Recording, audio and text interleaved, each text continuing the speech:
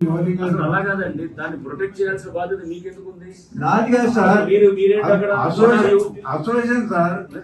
Who is the association?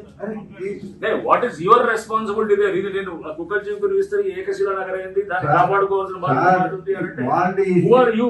వాటి estimation దాన్ని చేయాల్సిన కాపాడాలంటే పోలీస్ సెటప్ కాపాడాలి, లేకపోతే కనుక అక్కడ ఉన్నటువంటి ఎవరు దానికి అధికారులు ఉంటారు వాళ్ళు కాపాడాలి.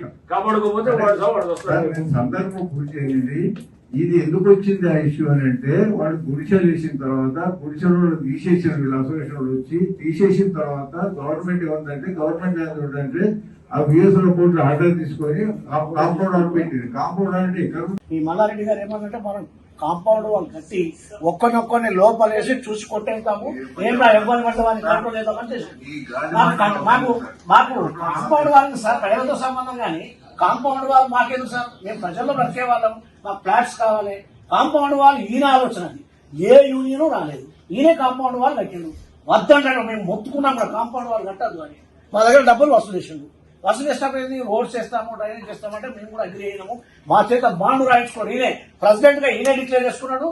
దానికి అగ్రి ఎవరు రావద్దాడు, ఎవరైనా వస్తే మన దానికి గూడాలు పెట్టి తను తను తినే వాళ్ళను నేర్పండి.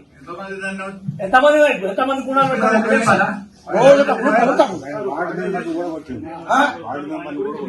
వార్డు మెంబర్ కూడా వచ్చింది.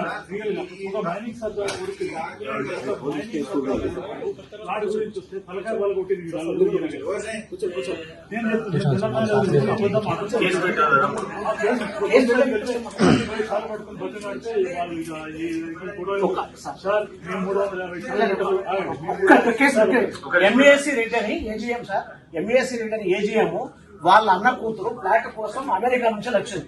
మేమందరం ఆ రోజు అగ్రిమెంట్ చేస్తున్నాం. ఏది నా ఫ్లాట్ అగ్రిమెంట్ చేసినప్పుడు ఆయన వచ్చే మాట తీసుకపోయి లోపల బంధించుడు. మేమందరం ఇక్కడ